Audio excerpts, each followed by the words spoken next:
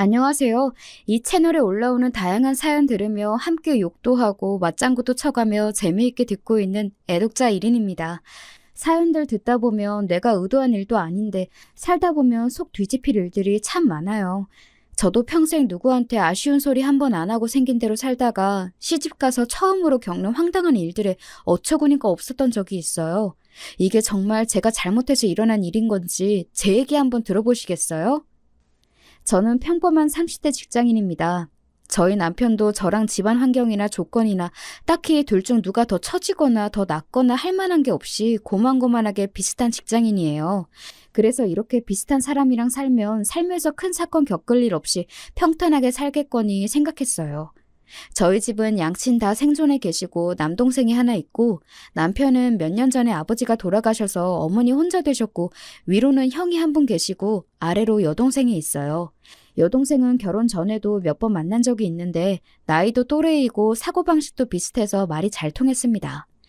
요즘 결혼해서 시누이랑 갈등 겪는 일도 많다던데 마음 맞는 시누이를 만나게 되어서 참 다행이라고 생각했습니다. 형님은 결혼 5년 차로 남편과 비슷하게 평범하게 직장에 다니신다고 들었습니다. 조금 특이할 만한 점이라면 제 손윗동서 되실 분이 의사라고 하시더라고요. 보통 의사들은 같은 의사랑 결혼하는 경우가 많거나 있는 집 자제들이랑 결혼하는 경우가 많잖아요.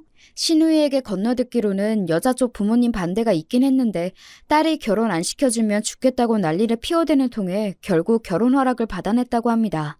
별일이네 싶긴 했지만 원래 사랑이 그런 거 아니겠거니 하며 그러려니 하고 넘겼습니다.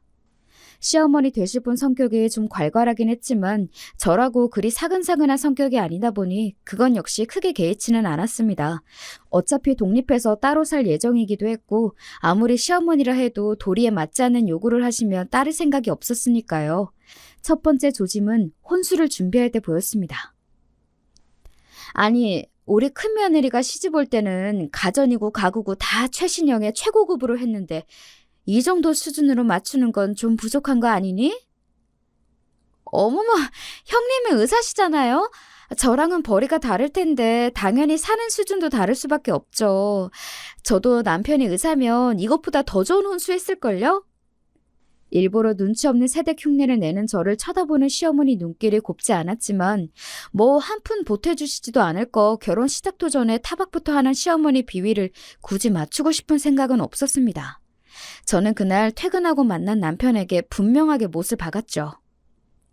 전에 상견례 때도 느끼긴 했는데 어머니께서 의사 큰며느리랑 나랑 자꾸 비교하면서 살짝 긁으셔. 나 무슨 재벌집에 시집 가는 거야? 비슷한 사람이랑 결혼하면서 자꾸 이런 타박을 왜 하시는지 모르겠네. 미안해. 자기 기분 많이 나빴지? 엄마가 워낙 옛날 분이라 그러셔. 나도 옆에서 자꾸 그러시지 말라고 말씀드릴 테니까 자기도 조금만 참아줘. 응? 위로는 형에 아래로는 여동생에 중간에 끼어 자란 남편은 영 소심한 면이 있는 사람이었습니다. 근본은 선한 사람이었지만 불만이 있어도 그걸 강하게 표현하는 건 힘들어하는 편이었어요. 그런 면이 연애하면서도 좀 답답할 때는 있었지만 제 의견은 잘 받아주는 편이어서 그동안은 좋게 넘겨왔습니다. 하지만 결혼해서 부인과 어머니 사이에 갈등이 생길 때에는 중간에서 남편의 조율이 큰 역할을 한다고 들었는데 소심한 남편이 영 미덥지 않게 느껴졌습니다. 참을 만한 정도면 모르겠지만 난 선 넘으면 자기 가족이라고 안 참아. 내 성격 알지? 중간에서 새우동 터지기 싫으면 자기 정신 단단히 차리고 잘해. 미리 마음 단단히 먹으라고 불어 겁을 단단히 주었습니다. 남편은 연신 알았다고 대답은 했지만 사실 저도 단박에 남편의 행동이 바뀌리라 기대한 건 아니긴 했습니다. 결혼식이 끝난 후 신혼여행에서 돌아오자 새신랑과 새신부를 맞이하겠다고 온 시댁 가족들이 어머님 댁에 모였습니다. 저희는 신혼여행지에서 바리바리 사온 기념품들을 모두에게 골고루 나눠주었습니다. 다들 고맙다는 인사와 함께 덕담 한마디씩 주고받고 있는데 시어머니 표정이 영 탐탁지 않더군요. 이렇게 자잘한 것들 말고 선물 하나를 해도 제대로 된 거, 좋은 걸 해야 남한테 우세스러워 보이지 않는 거다. 큰애는 이런 얘기 굳이 하지 않아도 알아서 잘해왔는데 앞으로 너도 우리 집 식구이니 네 큰 동서한테 배울 건 잘 배우더라. 제 집 식구가 되자마자 얻는 타박에 제 기분도 언짢아졌습니다.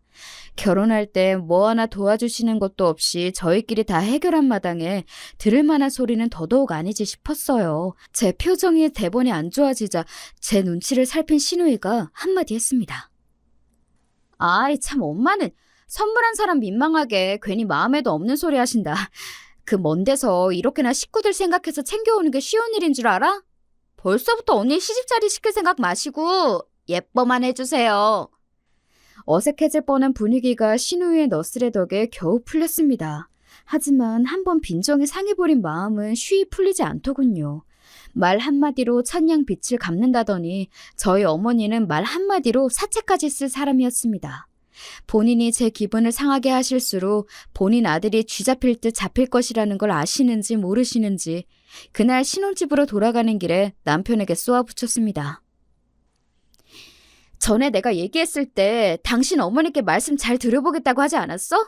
당신이 듣기로는 오늘 어머님이 나한테 하신 말씀 정도는 좀 참아볼 만하다 싶어? 기어이 중간에서 새우등이 터진 남편은 땀을 뻘뻘 흘렸습니다. 참 내가 그러시지 말래도 나이 드신 분이라 그런가 말씀드려도 고치기가 힘드신가 봐. 고칠 생각은 있으시고? 이제 막 시집 왔는데 이 정도인데 날이 갈수록 심해지면 더 심해졌지 나아질 것 같지가 않아 내가 보기엔. 나 결혼 전부터 분명히 말했다. 선 넘으시면 나도 진짜 안 참을 거야. 그러자 남편이 한숨을 푹 내쉬었습니다. 그러면서 짐짓 우울한 목소리로 말했어요. 사실 어머니가 원래 편애가 좀 심하셔. 나 어릴 때에도 좋은 거랑 새 거는 다 형한테 돌아가고 나랑 동생은 맨날 쓰던 거 헌 것만 물려받았어. 비슷한 성적을 받아도 형은 오냐오냐 칭찬해 주시면서 나한테는 살가운 말도 잘 안 해주시고 막내는 그래도 타고난 성격에 당창대가 있어서 엄마가 그러셔도 기죽지 않고 제 몫은 잘 찾아 먹었는데 아무래도 나는 타고난 성격도 이렇다 보니 크면서도 늘 손해를 보면서 산 것 같아. 그래도 자식들 시집장가 보내고 나면 좀 나아지지 않을까 생각했는데 그 편애가 형수님한테 옮겨갈 줄은 또 몰랐네. 내가 당신한테 면목이 없다 진짜. 굳이 남편이 구구절절 설명하지 않아도 그간의 집안 분위기로 충분히 예상 가능한 상황이긴 했어요. 남편 성격에 평생 괄괄한 시어머니 밑에서 기도 못 펴고 살았을 걸 생각하니 좀 안쓰럽기도 했습니다. 그러나 그렇다고 해서 남편과 함께 미운 오리 새끼로 구박받으며 살 생각은 추호도 없었습니다. 지금까지는 어땠을지 몰라도 새 사람 들어오면 어머니도 바뀌시는 게 있어야지.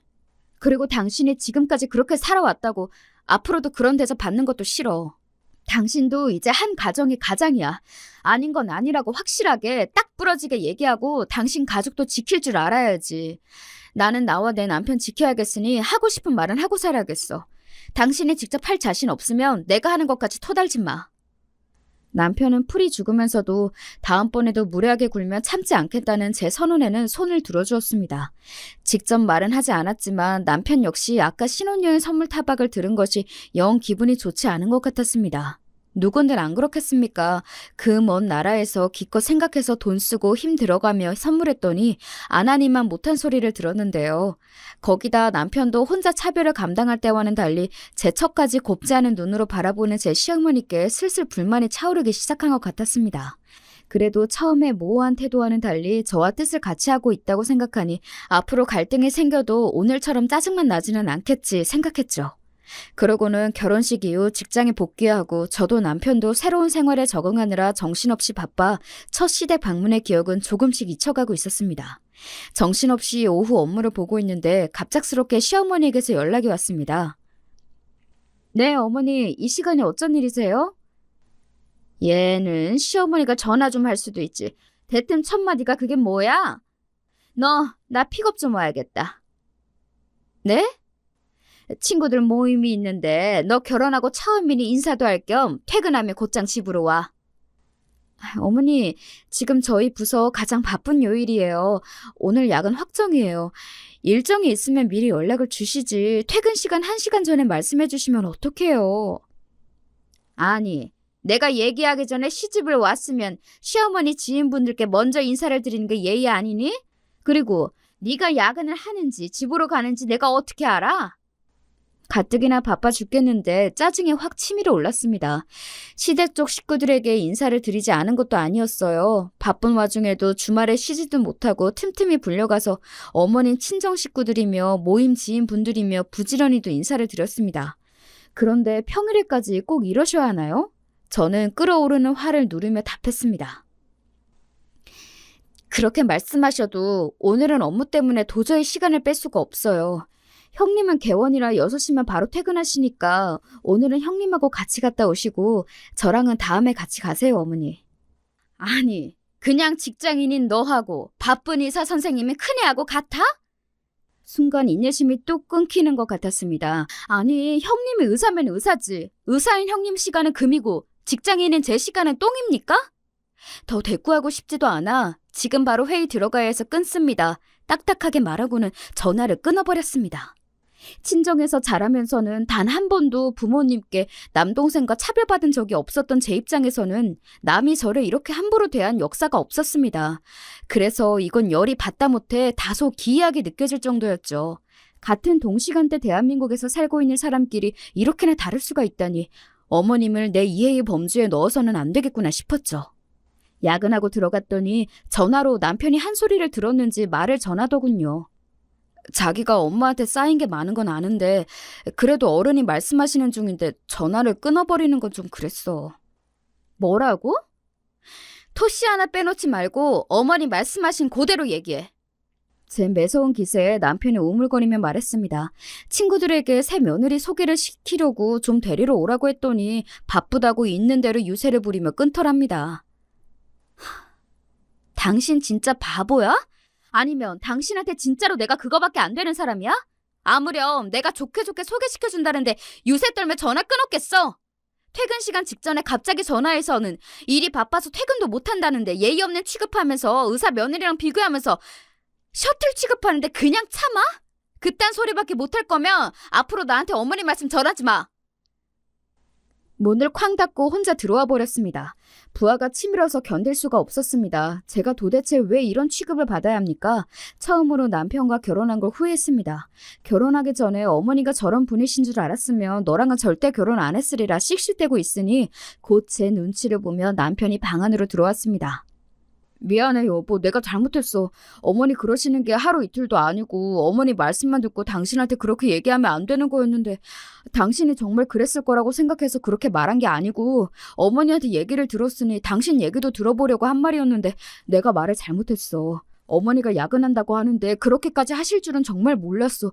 이게 다 내 잘못이야. 내가 평소에 부당한 게 있어도 아무 말도 안 하니 당신한테까지 그러시는 거겠지. 이제 진짜로 당신이 하는 일에 토 안 달게. 어머니가 말도 안 되는 소리 또 하시면 당신도 참지 말고 당신 하고 싶은 대로 다 해. 아직 분은 다 풀리지 않았지만 자기 나름대로 제 화를 풀어주려고 애쓰는 남편을 보면서 조금 화를 누그러뜨렸습니다. 그러면서 도대체 내가 어쩌다가 이런 피곤한 상황에 놓이게 되었나 한숨이 나왔습니다. 평생 하고 싶은 말을 참아가며 살아본 적이 없었던 저로서는 요즘에 이러한 상황들이 참 답답했습니다. 그래서 남편에게 다시 한번 단단히 다짐을 받아냈죠. 나 저번에 한 말 그냥 한 거 아니야. 아무리 당신 며느리라도 서로 지켜야 할 예의라는 게 있는 거야. 그리고 난 나에게 최소한의 예의도 지키지 않는 사람한테까지 예의 지킬 정도로 착한 사람도 아니고 당신 어머니라서 참아주는 건 딱 오늘까지야.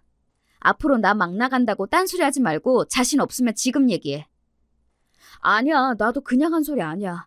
나한테 그러시는 것까지는 이게 내 팔자지 싶어 참았는데 아들이 결혼을 했는데 당신한테까지 이런 식으로 구는 건 나도 당신 보기 창피해서 안 되겠어. 앞으로 또 이렇게 말도 안 되는 요구하시면 당신 참지 말고 할 말 다 해. 어머니 연락 안 받아도 나도 뭐라고 안 할게. 남편에게 단단히 다짐을 받아내고는 그래, 이제 나도 더는 안 참는다. 마음 먹고 기회가 찾아오기만을 벼르고 벌렸습니다. 그리고 예상했던 것처럼 그 기회는 멀지 않은 날에 다시 찾아왔죠. 할머님 제세가 있는 날이라 바쁜 와중에도 팀원들 눈치를 봐가며 간만에 정시퇴근한 날이었습니다. 퇴근 후 곧장 어머님 댁으로 갔는데도 7시 가까이 됐더라고요. 그런데 저 말고 아무도 온 사람이 없었습니다. 어머님, 형님은요? 너 왔으면 됐지. 네 형님은 또 왜 찾아? 어머님, 그건 아니죠. 이 집 며느리가 저 하나인가요? 이 집 아들들이며 딸이며 하나도 없고 저도 오늘 회사에서 있는 눈치 없는 눈치 다 봐가며 겨우 정시 퇴근해서 곧장 어머니 댁으로 온 거예요. 애들이야 퇴근하면 어른이 알아서 오겠지. 너는 결혼하고 처음 맞는 시댁 제사인데 뭐가 그렇게 불만이 많아? 올 때 되면 안 올까? 형님 병원은 어머님 댁에서 걸어서 10분 거리에 있었습니다. 6시면 진료가 끝나니 거기서 굴러서 왔다 하더라도 저보다 먼저 도착해야 정상인데 코빼기도 보이지 않는 형님도 덩달아 얄밉게 느껴졌습니다. 될 대로 되라 저는 소파에 푹 퍼질러 앉았습니다. 아니, 왔으면 얼른 시작할 일이지. 할 일이 얼마나 많은데 그러고 앉았어? 저 오늘 회사에서도 화장실 갈 시간도 없이 일하다가 곧장 일이 온 거예요. 일할 사람 다 오면 그때 움직일 테니 좀 두세요. 부러워 기분 나쁜 티를 숨기지도 않고 말하자 어머님이 어처구니가 없다는 표정으로 저를 쳐다보았지만 제 입장에서는 어머니만큼 어처구니 없는 경우가 없었기에 신경도 쓰지 않았습니다. 7시가 넘어가자 시누이와 남편, 아주버님이 차례로 들어오셨고 8시가 다 되어서야 형님이 들어서셨습니다. 아유, 다들 먼저 와 계셨네. 중간에 약속에 있어서 조금 늦었어요, 어머니. 아이고, 볼일 다 보고 오지. 급하게 오느라 고생했네. 예, 둘째 너 첫째 마시게 물 좀 가져오너라. 어머니가 떠다 드리세요. 온 집안 분위기가 순식간에 경직되는 게 느껴졌습니다. 제가 화가 나도 단단히 났다는 게 모두에게 전해졌을 테니까요. 그간 어머니께서 제가 하신 짓이 있으니 마냥 저만 미친 인간이 된 게 아니라는 점이 다행이었을까요? 얼굴에 시뻘개진 어머님이 말문이 막혀 서 있으니 중간에서 뭔가 단단히 탈이 났음을 직감한 시누이가 끼어들었지만 제가 바로 막아버렸습니다. 아, 큰올케 내가 물 갖다 드릴게. 아니요, 아가씨. 어머님이 가져다 주실 거예요. 어머님, 그러실 수 있죠? 그렇게 귀하디 귀하면 의사 며느리인데 어머님께서 물 한 잔 못 갖다 드리겠어요? 이제 온 집안 식구가 제 눈치를 보기 시작했습니다. 눈치 없이 얄밉게 굴던 큰 동성까지 제 눈치를 슬슬 보았죠. 아이고, 언니가 화가 나도 단단히 났나 보네. 엄마, 도대체 또 언니한테 어떻게 했길래 언니가 이렇게까지 화가 났어? 아니, 화를 내도 내가 내야지. 왜 지가 화가 나? 며느리가 혼자 먼저 일 좀 할 수 있는 거지. 뭘 그런 걸로 저렇게 유난이야, 유난히. 자기 형님 의사라 바쁜 거 뻔히 알면서 꼭 저렇게 마음에 안 드는 티를 내야겠어? 어머니도 좀 그만하세요. 어머니가 자꾸 그러시면 중간에서 저랑 이 사람이 얼마나 난처한 줄 아세요? 새 사람 들어온 지 얼마나 됐다고 벌써 이렇게 마음 상하게 만드십니까? 그간 어머니가 너무하셨어요. 정말 제 편을 들어주시려는 건지 제게 불똥이 튈까 걱정이 돼서 선수치는 건지는 몰라도 아주버님께서도 제법 크게 역정을 내셨습니다. 형님도 한마디 거두셨어요. 그래요, 어머님. 동서가 그간 얼마나 서운한 게 많았으면 그랬겠어요. 오늘은 제가 말도 없이 늦어서 실수한 게 맞아요. 내가 미안해, 동서. 손윗사람이 내가 더 잘했어야 하는데 그만 눈치 없이 굴어버렸네. 다음에는 무슨 일이 있으면 꼭 먼저 연락하고 웬만하면 제 시간에 올게. 그만 마음 풀어. 남편은 제가 민망해 고개도 제대로 들지 못하고 있었습니다. 저는 더는 그 자리에 있고 싶지가 않았어요. 어머님과 남편을 제외한 모두가 만류했지만 저는 자리를 털고 일어섰습니다. 제가 이런 기분 상태로 지금 여기 있는 건 오늘 제사 지낼 할머님께도 예의가 아닌 것 같아요. 오늘은 이만 돌아가 보겠습니다. 그 길로 뒤도 돌아보지 않고 집으로 돌아와 버렸습니다. 남편은 따라 나오지 않더군요. 너도 결국 어머님 아들이구나 배신감이 느껴졌지만 그저 모든 게 다 귀찮았습니다. 그렇게 침대에 2시간쯤 누워있었을까 시누이에게서 전화가 왔습니다. 언니, 저 지금 언니 집 근처인데 우리 차 한잔 할까요? 시간이 늦어 시누이를 집으로 불렀습니다. 시누이에게 차 한 잔을 내어주고 제가 물었습니다. 아가씨, 제사는 잘 지냈어요? 제가 괜히 집안 분위기를 무겁게 만들었네요. 아니에요. 잘했어요, 언니. 우리 엄마지만 내가 한 번은 당할 줄 알았어. 중간에서 곤란한 입장이었을 텐데도 제 편을 들어주는 시누이가 고마웠습니다. 고마워요, 아가씨. 아가씨가 남편보다 낫네. 그 말에 잠시 멈칫하던 시누이가 말했습니다. 언니, 우리 제사 못 지냈어요. 언니 나가고 나서 오빠가 한바탕 뒤집었거든. 뜻밖의 말에 제가 눈을 동그랗게 뜨고 시누이를 바라보았습니다. 그간 우리라고 쌓인 게 왜 없었겠어. 같은 자식이라도 큰오빠가 엄마한테는 가장 아픈 손가락이라는 거 나나 오빠가 모르지 않았는데 그래도 자기 때문에 언니까지 그런 대접받는 걸 보니 오빠라고 어디 속이 편했겠어요?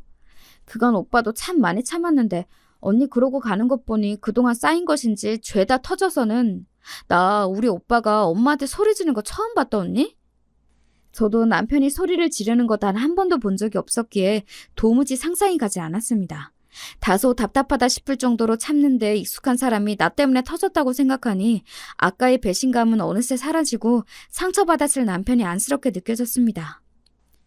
어느 정도였냐면 오빠가 이러실 거면 차라리 얼굴 보지 말자고까지 하더라니까요. 나 진짜 오늘 우리 오빠한테 너무 놀랐어. 오빠가 진짜 그랬어요? 그렇다니까. 신이 나서 설명하는 신우이를 보며 아무리 제 어머니가 내가 잘못을 했어도 나는 남이고 어머님은 엄마인데 저렇게 내 편을 들 수 있는 것도 아가씨 역시 쌓인 게 많아서겠지 하는 생각이 들었습니다. 나도 말을 안 해서 그렇지 크는 내내 큰오빠랑 차별대우 받으면서 참 상처 많이 받았다? 그렇다고 둘째 오빠나 내가 큰오빠보다 딱히 부족하거나 떨어지는 것도 없었는데 그렇게 상처를 받아놓고도 평생을 그렇게 자라와서 그런지 나도 그런 환경에 묻어져 있었나 봐요. 내가 그런 상처를 받았대도 남의 집 귀한 딸인 언니까지 그러도록 보고 있으면 안 되는 거였는데 내가 미안해요. 언니, 앞으로 내가 더 많이 신경 쓸게요.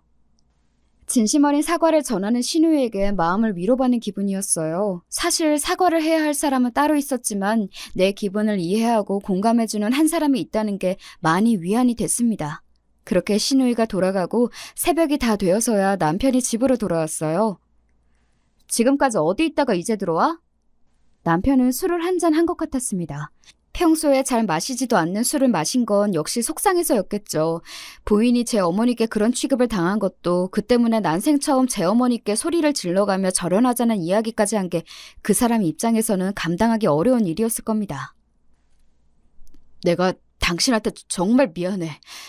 우리 장인 장모님이 당신 이렇게 귀하게 키워주셨는데 이런 대접 받을 사람이 아닌데 나한테 시집와서 이런 꼴이나 보게 하고 내가 정말 너무 못난 남편이야. 미안해 여보. 혀가 꼬여가는 걸 간신히 정신 부여잡아가며 사과하는 남편이 딱해 보였습니다. 저라고 저런 어머니 밑에서 자라고 싶었을까요? 사랑받지 못했던 유년기의 남편을 꽉 안아주고 싶었습니다. 저는 결혼하고 겨우 몇 달 당했는데도 억울하고 서러운 마음을 견디기가 어려웠는데 평생 저런 환경에서 남편이 자라왔다고 생각하니 너무 마음이 아팠습니다. 나 이제 어머니 안 볼 거야. 내 가족은 이제 당신 하나뿐이야. 당신한테 함부로 대하는 사람은 그 누구도 용서하지 않을 거야. 술에 취해 잠든 남편을 보며 그래 이 사람이 내 편이면 됐지 마음을 달랬습니다. 그 소란이 있은 후로 한동안 어머니께는 따로 연락이 오지 않았습니다. 남편 역시 어머님을 찾지 않았죠. 그렇게 보름쯤 지났을까 신우이를 통해서 어머니께 연락이 왔습니다. 언니, 엄마가 언니랑 오빠 밥 한 끼 먹이고 싶대요. 아무래도 언니한테 사과하고 싶은 모양이야. 저 잘못한 거 없다며 끝까지 뻗대실 줄 알았는데 뜻밖의 소식이었습니다. 정말 안 갈 거야? 안 간대도. 소식을 들었는데도 남편은 고집을 피웠습니다. 예전 같으면 상상도 못할 일이었어요. 저는 비록 어머님이 잘못하시긴 했어도 모자 사이를 갈라놓은 게 아닌가 마음이 쓰이지 않을 수가 없었습니다. 끝까지 잘못을 인정하지 않는다면 모르겠지만 그래도 사과하겠다는 뜻을 보였잖아요. 그래서 슬그머니 남편을 찔러보았습니다. 안 간대도 그러네. 여전히 고집을 피우는 남편에게 말했습니다. 사과를 안 하려고 하셨으면 나도 이런 소리 안 했을 거야. 그런데 사과하시겠다잖아. 사실 나도 나인데 나는 당신이 어머님한테 꼭 사과를 받았으면 좋겠어. 그간 평생 당신한테 잘못하셨잖아. 사과 받고 나서 어머님을 계속 보든 지금처럼 안 보든 그것까진 뭐라고 하지 않을게. 그래도 난 당신이 한 번은 사과를 받아야 당신 그간 받았던 서름이 좀 풀릴 것 같아. 내가 내 엄마를 모르겠어? 평생을 저렇게 사신 양반이야. 지금이야 생전 안 그러던 내가 그렇게 세게 나오니까 당황해서 저러시는 거겠지. 지금 굽히고 들어가면 또 금방 똑같아질 거야. 그렇게 되면 괜히 당신만 더 고생이야. 그건 그때 되어봐야 알지. 그리고 정말 당신 말처럼 똑같이 예전처럼 그러시면 그때 가서 안 봐도 되는 거잖아. 이대로 당신이랑 어머니 사이가 영영 틀어지면 나도 영 개운치 않을 것 같아서 그래. 남편은 여전히 마뜩지 않은 기색이었지만 제가 일주일을 설득한 끝에 어머님의 초대를 받아들이기로 했습니다. 거의 한 달 만에 보는 작은 아들 내외와 어머님 사이는 어색하게 짝이 없었죠. 중간에서 신우이가 분위기를 풀어보려고 무진 애를 썼습니다. 엄마, 오빠도 아직 마음 안 풀렸는데 언니가 어머니 보러 오자고 설득해서 온 거래. 언니가 정말 큰 사람이야. 엄마는 이런 며느리 얻은 거 감사해야 해. 시어머니의 표정이 떨떠름하긴 했지만 사과를 하려고 불렀다는 말이 거짓은 아니었는지 어머님이 어색하게 입을 여셨습니다. 내가 행동거지를 좀 조심했어야 하는데 그렇지를 못해 너희들 속을 많이 상하게 미안하다. 아는 거 없는 늙으니까 뭘 몰라서 그랬겠거니 하고 이번만 한번 넘어가다오. 사과치곤 두루뭉실하고 담백했지만 남편 입장에서는 평생 처음 받는 어머니의 사과일 테니 그 정도로 만족하고 넘어가기로 했습니다. 남편의 표정 역시 여전히 굳어 있었지만 그래도 평생 저 잘못한 거 없다며 떵떵거리며 살아온 제 어머니의 사과에 조금은 표정이 풀어진 것도 같았습니다. 그렇게 다소 어설프기는 하지만 어찌저찌 일이 풀리고 예전만큼은 아니지만 간간히 어머님과 서로 안부 전화 정도는 주고받았습니다. 예, 요새 네 남편은 어찌 지내니? 그 사람이야 잘 있죠. 그 사람하고는 연락 안 하세요? 아니, 내가 먼저 하긴 하는데 걔가 먼저 연락 오진 않아서. 화해를 하긴 했지만 확실히 남편의 태도는 이전과는 달랐습니다. 어머니 앞에서 쩔쩔매던 모습은 이제 온데간데 없었어요. 한 번 미련을 털어낸 적이 있어서인지 오히려 남편은 홀가분해 보였습니다.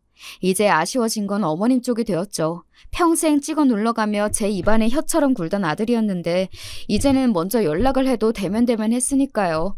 처음에는 제 눈치를 보며 연락을 자주 안 하던 어머님도 답답하셨는지 아들이 궁금할 때면 제게 연락을 해오셨습니다. 아니 아무리 나한테 서운한 게 있다고 해도 그렇지 늘 하던 연락도 뚝 끊고 결혼하고 확실히 변했어. 슬슬 제 탓에 시동이 걸리는 듯하여 아무런 대꾸도 하지 않았습니다. 저 역시 걸려오는 전화를 피하지는 않았지만 그간의 일이 없던 일이 되는 것도 아닌데 아무 일도 없었던 것처럼 어머님을 대할 수는 없었습니다. 애초에 싹을 잘라야 한다는 생각도 들었고요. 아들만큼은 아니지만 못지않게 대면대면한 며느리에 대한 불만이 느껴졌으나 애초에 본인이 자초한 바가 없지 않으니 굳이 신경 쓰지 않았습니다. 가급적이면 따로 찾아뵙는 일도 자제했습니다. 그간의 경험으로 봐서는 서로 최대한 안 보는 것이 분란을 만들지 않는 방법이라는 생각에 저도 남편도 동의했습니다. 제게 연락해 오실 때에는 자꾸 남편과 함께 밥이라도 먹으러 오라고 말씀하셨지만 저보다도 남편이 더 심드렁해했습니다. 뭐 저 맛있는 거 먹이고 싶어서 오라고 하셨겠습니까? 당신 아들 얼굴 한번 보고 싶어 그러셨겠죠. 조금은 안쓰러운 마음이 들기도 했으나 정작 이런 관심이 필요했던 어린 남편에게는 쌀쌀맞게 굴었던 예전 어머니의 모습을 떠올리면 역시 어머님보다는 제 남편이 더 안쓰러웠습니다. 하지만 거절도 한두 번이지 어머님은 자꾸 밥 먹으러 오라고 하시는데 남편은 거절을 반복하니 중간에 낀 제 입장이 슬슬 껄끄러워지기 시작했습니다. 제가 불만을 토로하자 남편은 당신도 더는 어머니 생태 받아주지 말고 자꾸 곤란한 요구하면 전화 받지 마. 라며 냉정하게 나왔습니다. 예전에 그 물렁하던 남편은 이미 떠나고 없었죠. 그래서 다시 비슷한 목적의 연락을 받게 되자 저는 남편의 뜻을 제대로 전달하기로 했습니다. 어머니, 제가 어머니 말씀을 그 사람에게 전하지 않은 게 아니에요. 그런데 그 사람 마음이 그렇게 닫혀 있는데 어머니께서 계속 그렇게 오라고 하셔도 억지로 끌고 갈 수도 없잖아요. 자꾸 이렇게 말씀하시면 중간에서 제 입장이 정말 난처해요. 네 남편이 그렇게까지 싫다고 하면 너라도 한 번쯤은 혼자라도 올 수 있는 거 아니니? 내가 이 나이에 먼저 사과까지 했는데 너희 둘 다 정말 너무한다. 수화기 너머로 울먹이는 어머님의 목소리가 들렸습니다. 이 상황이 정말 피곤하게 느껴졌지만 그래 한 번은 다녀오지 뭐 생각하며 주말에 혼자서라도 한 번 찾아뵙겠다 말씀드렸습니다. 뭐하러 부록 피곤한 일을 만들어. 남편의 반응은 부정적이기 짝이 없었지만 약속은 약속이니 어쩔 수 없었습니다. 그리고 계속해서 저런 식으로 연락이 오는데 한 번도 가보지 않은 것도 마음에 걸렸어요. 당신 없이 혼자 다녀오마 말하자 남편이 맞듣지 않다는 투로 말했습니다. 가서라도 예전처럼 트집 잡고 하대하시면 더 있지 말고 그냥 박차고 나와. 안 갔으면 좋겠구만 고집을 부려. 그러게 내가 사서 고생을 하는구나. 제 발등을 찍으며 약속한 주말에 어머님 댁으로 향했습니다. 어머님 혼자 계실 줄 알았던 댁에는 뜻밖에도 오랜만에 보는 큰형님이 함께 있었습니다. 어머, 동서 오랜만이네? 오늘 동서도 오는 거였구나. 형님 말을 들으니 형님도 제가 오는 줄은 몰랐던 건지 당황한 눈치였습니다. 어머님과 형님 저 셋만 있다고 생각하니 그 자리가 더 불편하게 느껴졌어요. 왔니? 시어머니는 여상한 투로 말하며 부엌에서 나오셨습니다. 어색한 분위기를 풀어보려고 큰 동서가 짐짓 들뜬 듯한 말투로 말했어요. 어머님이 백숙하시던데 우리 동서 몸보신 시켜주려고 그러셨나 보다. 아니요, 그 몸보심은 형님 시켜주려고 하신 걸 텐데요. 속으로 생각하며 그저 고개만 주걱거렸습니다. 이내 식탁에 백숙 한 상이 차려지고 어머님께서 저희를 부르셨습니다. 자, 우리 첫째, 올해도 병원 꾸려나간다고 고생이 많았다. 하나 들어라. 시어머니는 2마리 중 1마리의 닭을 붙잡고 큼직하게 다리 하나를 떼어다 형님 앞접시에 올려주었습니다. 당황한 형님이 제 눈치를 보는데도 아랑곳 않고 말이죠. 아, 이거였나? 둘째 뭐하니? 너도 얼른 먹어라. 어머님 속이 빤히 보였습니다. 결국은 제 아들 없이 혼자 나타난 눈에 까신 둘째 며느리가 고깝다 이거겠죠. 과연 남편 말대로였습니다. 어머님은 역시 어머님이시더군요. 먹으라는 말뿐이지 당연히 형님에게 했던 것처럼 다리를 뚝 떼어주시는 퍼포먼스는 역시 제게는 일어나지 않더군요. 평소에 닭다리를 별로 좋아하지도 않지만 어디 한번 내키는 대로 해보시라 싶어 제대로 판을 깔아드리기로 했습니다. 저는 보란듯이 남은 다리 하나를 똑 떼어내어 제 앞접시로 가져갔습니다. 너 지금 뭐하니? 시어머니가 날카롭게 소리쳤습니다. 예상에서 한치도 벗어나지 않는 반응에 그만 헛웃음이 터질 뻔했습니다. 중간에서 형님만 난처해서 눈이 이리저리 굴리고 있었죠. 먹으라면서요. 먹으라 하셔서 먹으려 하는 건데요.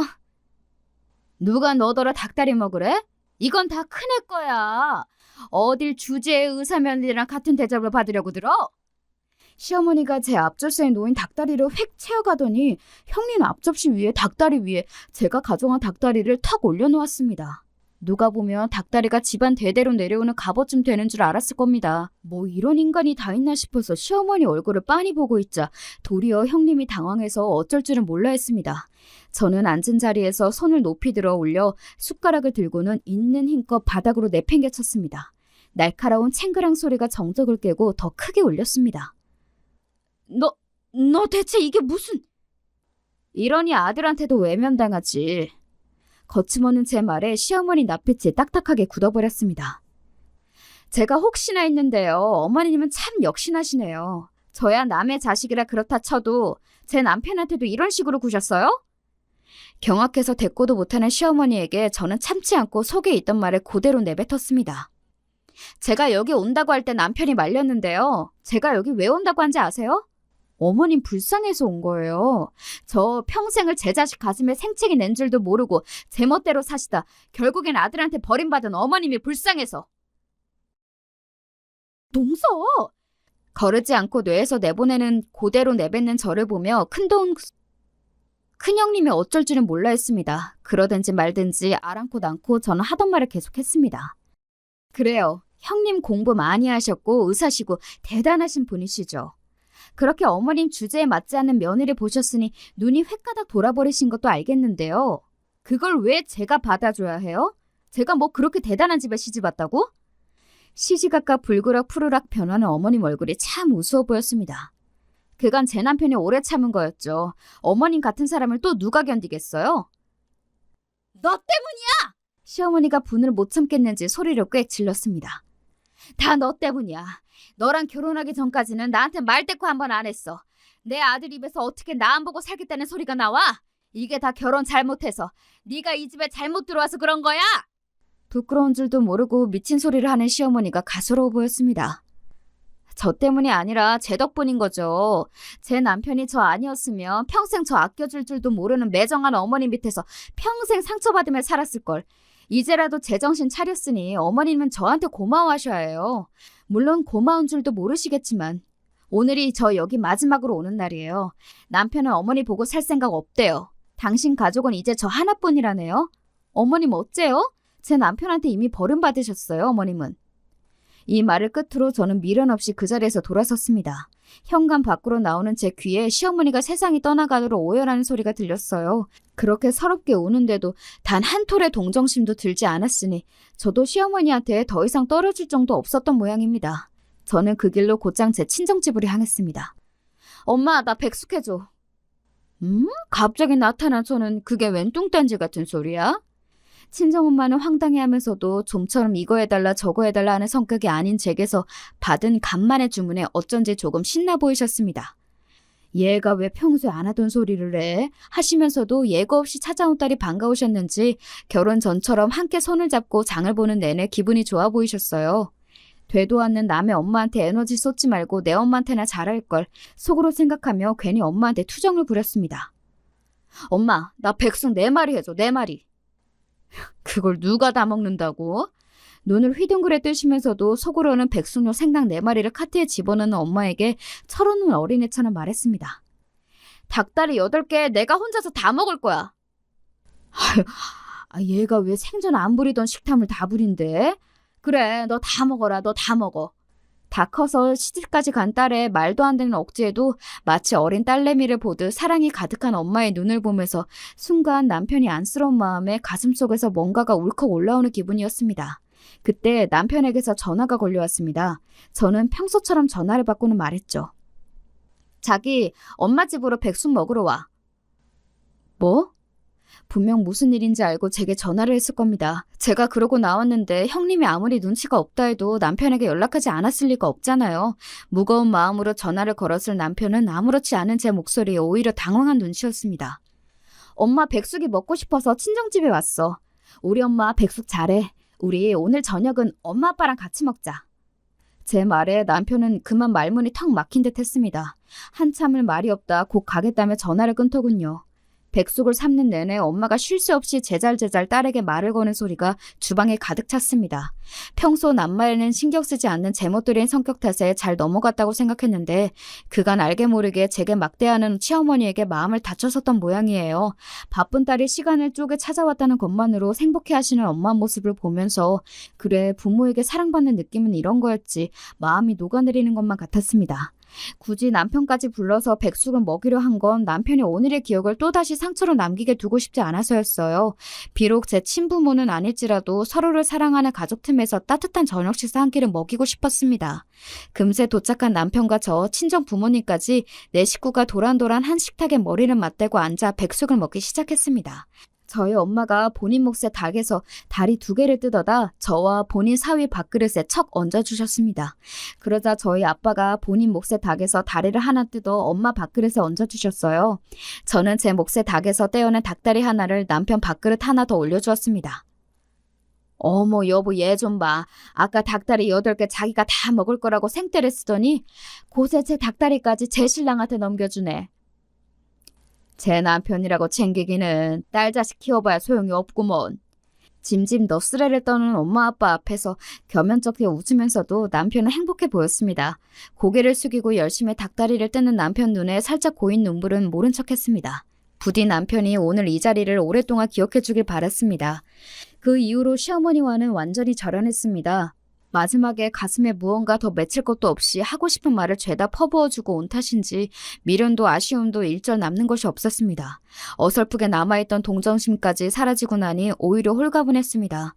남편이 이런 마음으로 시어머니를 찾지 않았던 걸까 싶었습니다. 소식을 들은 시누이는 예상했던 대로 온전하게 저희 편이 되어주었습니다.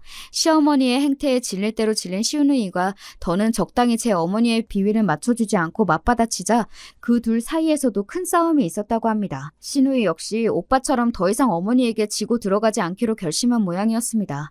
그간 시어머니의 감정 쓰레기통 노릇을 지긋지긋해했던 시누이도 더는 시어머니 연락을 받지 않고 있었어요. 내 엄마인데도 일이 징글징글한데 언니한테도 오죽했겠어요. 시누이는 길게 말하지도 않고 저 한마디로 상황을 깔끔하게 정리하더군요. 시어머니와는 틀어지더라도 시누이와의 관계는 유지하고 싶었던 제 입장에서는 고마운 일이었습니다. 시누이와는 지금도 남편의 동생이자 마음 잘 통하는 친구로 잘 지내고 있습니다. 아주버님과 형님과는 대면대면하긴 하지만 그렇다고 나쁠 것도 없는 관계로 지내고 있습니다. 시어머니와의 볼장 다 보인 마지막 모습을 형님이 고스란히 다 지켜보았으니 사실 제게 정이 떨어진다 해도 딱히 할 말이 없었는데 본인이 사랑을 받는 입장임에도 불구하고 차별받는 제 입장을 이해해준 모양이었습니다.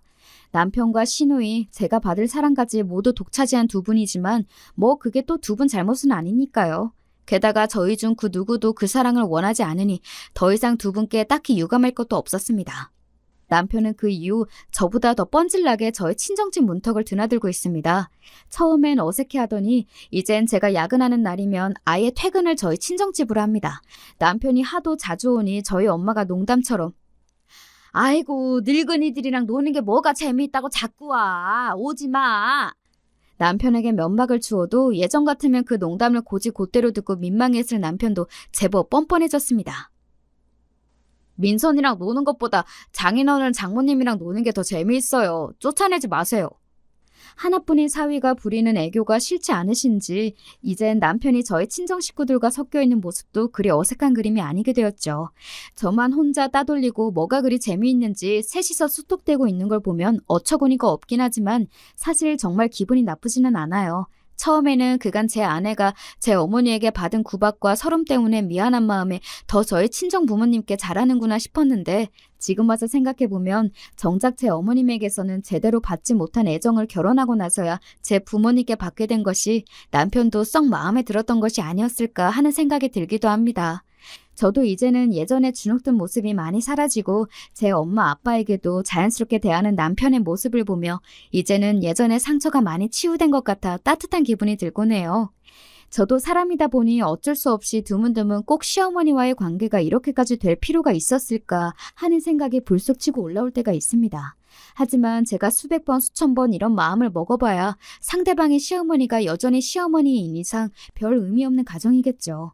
물론 제 거침없는 성질머리가 갈등의 불씨를 더 빠르게 당겼다고는 생각하지만 다시 생각해봐도 제가 더 참았다고 해서 결과가 달라지지는 않았을 것 같아요. 그저 제가 속 끓이는 기간만 더 길어질 뿐이었겠죠.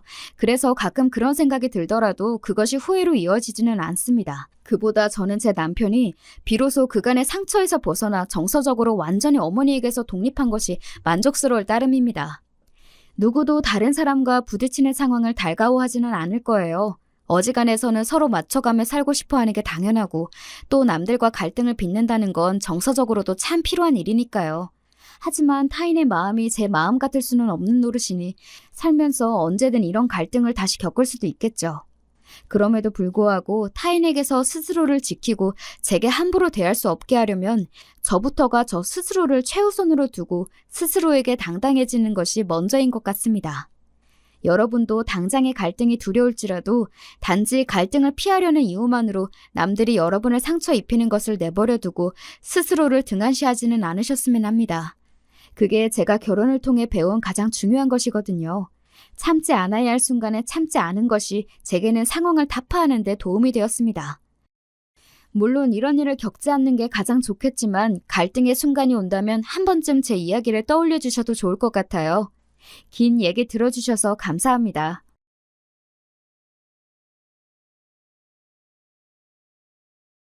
안녕하세요. 매번 너무 잘 듣고 있어서 신세를 지고 있는 사연에 빠지다 채널에 제 얘기를 용기 내어 한번 사연으로 신청하게 됐습니다. 저는 중년 나이의 남자고요.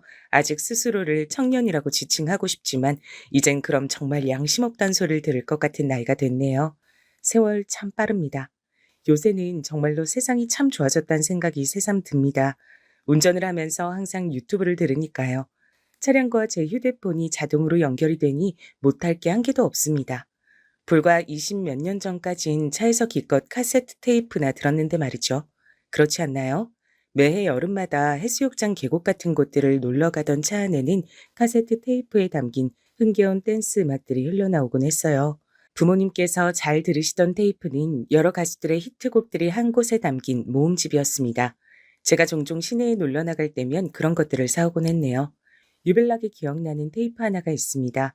어느 날 리어카의 각종 가요 테이프들을 실어 판매하시던 아저씨한테 최신 히트곡 모음집을 구매했죠. 표지에 가장 크게 나와 있던 얼굴은 김건모였습니다. 당시에 제가 그걸 10,000원을 주고 샀습니다. 어머니께서 노발대발하셨어요. 5,000원 줄까 하다가 선심 써서 용돈 10,000원 줬더니 두고두고 잘 쓰진 못하고 이걸 어떻게 10,000원을 주고 사와? 그 아저씨도 미쳤지. 정말 미쳤어. 세상 물정 모르는 어린애를 등쳐먹네. 거기 어디야? 리어카 어디 있었어? 시내 문구점 바로 옆에 있긴 했는데 리어카 끌고 계속 돌아다녀서 정확히 몰라요. 근데 엄마가 그거 알아서 뭐 하시게요? 뭐 하기는 당연히 내일 당장 가서 따져야지. 아주 제대로 따지고선 돈도 도로 돌려받을 거야. 너 내일 엄마하고 같이 시내 갈 준비나 해둬. 그래서 제가 바닥에 엎어져서 거의 울다시피 떼를 썼습니다. 왜냐고요? 놀 곳이라곤 시내밖에 없었는데 거기서 리어카 아저씨랑 싸우는 엄마를 두네라고 소문이 번지면 어쩐답니까? 하늘이 무너져 내리는 듯 했습니다. 어릴 땐 또래 친구들에게 잘 보이는 게 세상 그 무엇보다 중요했으니까요. 도대체 왜 거기까지 가서 따지냐고, 엄마는 김건모 좋아한다고 했으면서 왜 기껏 생각해서 사오니까 화를 내냐고, 꼴랑 10,000원 가지고 왜 이러냐고 저는 숨이 넘어가도록 고집을 피우며 막 따져댔습니다. 그러자 어머니께선 자식 이기는 부모 없다며 한숨을 쉬시는 것을 끝으로 그 테이프를 품으셨죠. 김건모의 노래가 담겨 있었던 최식 히트곡 모음집 테이프는 꽤 오래도록 저희 집 거실에서 그리고 아버지의 차 안에서 흘러나왔습니다. 어머니께선 아까워서라도 많이 들어야 한다고 하셨었죠. 그땐 제가 철이 없어서 몰랐는데 시간이 지나 보니까 알겠더라고요. 그 테이프에 10,000원이나 줬던 게 얼마나 황당한 일이었던지요. 그때와 비교할 수 없을 정도로 고물가 시대인 지금이라 할지라도 선뜻 그런 걸 10,000원이나 주고 사기에 망설여지니까 말입니다. 전 제가 눈탱이를 맞았던 줄도 모르고 그 테이프의 음악이 흘러나올 때마다 남몰래 뿌듯해 했었습니다. 테이프를 너무 잘 샀다고 착각하면서 말입니다. 저희 가족이 마지막으로 걱정 근심 없이 즐겁게 보냈던 여름 휴가철에도 그 테이프가 아버지 차에선 흘러나왔습니다. 해수욕장을 향하는 동안 뒷좌석에선 전 친구들에게 빌려온 만화책을 받고 여동생은 인형 2개를 양손에 쥔 채 나름의 인형놀이를 했었어요. 하도 가지고 놀아서 손때가 묻자 어머니께서 자꾸만 세탁을 해주신 덕분에 겉면이 흐물흐물해진 인형들이었습니다. 모든 게 지나고 난 뒤에야 그런 것에서 가난했다는 사실을 깨닫고 절약정신이 투철하셨던 부모님의 모습도 깨닫게 되네요. 그땐 고속도로가 왜 그렇게 어디든 막혔는지 모르겠어요. 가는 데만 하루 종일이었죠. 그래도 즐거웠습니다. 도중에 휴게소라도 들르면 날아갈 듯 했죠. 여동생과 투닥투닥거리며 서로 먹고 싶은 것을 내세웠습니다. 여러 개를 살 순 없었으니까요. 주로 동생과 합의를 보던 지점은 알감사였습니다. 감자 그까짓 거 집에서 그냥 해다가 설탕이나 솔솔 뿌려 먹으면 되는 걸 뭐하러 비싼 돈을 주고 사 먹어. 아버지께선 혀를 끌끌 차셨지만 그래도 여동생이 한 개를 이쑤시개로 콕 집어서 들으면 맛있게 잡수셨습니다. 저희 남매를 향해 뜨거우니까 조심해서 먹으라는 말씀도 늘 잊지 않으셨죠. 오래 걸려서 목적지로 가는 것 자체가 가족 여행이었던 그런 유년 시절의 추억과 행복이 있다는 것만으로도 나이가 든 지금은 무척 감사하게 여겨집니다. 그 시절 대부분의 부모님들께서 다 그러셨을 거예요. 피곤하고 힘들어도 자식들 위해서 남들 다 가는 나들이는 꼭 빠질 수 없었던 그 마음들 말입니다. 즐거웠던 그때의 여름 휴간, 아버지와 내 식구가 함께 떠났던 마지막 여행이 됐습니다. 아버지께선 추석 명절을 단 며칠 앞두고 화물차에 치이는 사고를 당하고 마셨습니다. 화물차 운전수는 명절을 앞두고 일을 빨리 해치우고 싶은 생각만 가득한 나머지 경황 없이 구는 바람에 아버지를 보고도 허둥지둥 하다가 사고를 냈다고 실토했고요. 그리고 덧붙인 말이 돈 없다, 죄송하다 였습니다. 저희 가족이 무너져 내린 순간이었죠. 내가 자식 새끼들 위해서라도 마음 굳게 먹고 정신 차려야지. 난 나약해 줄 수 있지만 자식 둔 엄만 나약할 수 없는 법이야. 그 말을 명심하며 정신 다 잡아야 돼. 병원 화장실에서 찬물로 세수를 하고 나오신 어머니께서 당신의 뺨을 쳐가며 그렇게 중얼거리시던 모습을 제가 봤습니다. 중환자실에 아버지께서 홍수 상태로 계신 상황에서 저와 동생은 극도의 불안감을 느끼며 어머니가 잠시만 안 보여도 가슴이 철렁 내려앉곤 했었죠. 그때도 어머니께서 갑자기 안 보이니까 여동생과 손을 잡고 어머니를 찾으러 다녔던 거예요. 그리고 화장실 앞에서 그런 어머니의 모습을 발견했을 때 전 조용히 여동생을 잡아 끌고 저희 남매가 원래 있던 자리로 돌아갔습니다. 그리고 그때 이후로 2번 다신 어머니께서 눈앞에 안 보인다 해서 불안해하며 찾으러 다니는 짓을 하지 않았습니다. 여동생이 울고 보채면 제 선에서 달래고 조용히 시키게 됐죠. 나도 더 이상 어린애가 아니야. 할머니가 전에 그러셨잖아. 내가 아들이고 장남이니까 집안에 대들보라고 내가 잘 커야 된다고. 그러니까 부모님께 의젓한 자식이 되자. 내가 약하게 구니까 동생도 나를 따라하는 거잖아. 내가 솔솜수범을 보여야 돼. 어머니께서 자신의 뺨을 세게 쳐가며 정신을 다 잡으시던 모습은 저에게 충격이었고 제 사고방식을 완전히 바꿔놓았던 겁니다. 아버지께서 제발 무사히 회복하시길 매일같이 기도했죠. 여동생이 아버지를 위해 접기 시작한 종이학은 금세 개수를 엄청 늘려가기 시작했습니다. 어디서 자꾸 그렇게 접을 종기가 생기는 건가 했는데 여동생이 했던 말이 자기 학교 친구들이 색종이를 줘서 그걸로 접는 거라고 했었죠. 소원을 담은 종이학이라니. 그때가 순수한 낭만이 있던 시절이었다는 걸 저는 종이학이 상징한다고 생각합니다. 의료진과 대화를 나누는 어머니의 모습을 멀찍이서 몰래 살펴보곤 했었는데 그럴 때마다 엄마의 표정이 좋질 않았어요. 그래서 아버지께서 회복하시는 게 불가능일 거라는 것을 저는 알게 됐죠. 종이학을 접는 여동생에겐 말하지 않았지만요. 시간이 지나며 저는 남몰래 마음의 준비를 하고 있었고 쌓여가는 병원비에 일가 친척들이 모두 갑갑한 가슴을 두드리며 안타까워했습니다. 애석하게도 당시 집집마다 여유가 있진 못했거든요. 저만 남몰래 마음의 준비를 하고 있다고 생각하던 어느 날 의료진이 공식적으로 마음의 준비를 해놓으시라 그랬습니다. 심장이 쿵 떨어졌고 제 옆엔 동생이 종이학을 가득 담은 상자를 떨어뜨렸습니다. 저희 남매가 엿듣고 있었단 사실을 어머니께선 그제야 아시고 깜짝 놀라 뒤를 돌아보셨어요.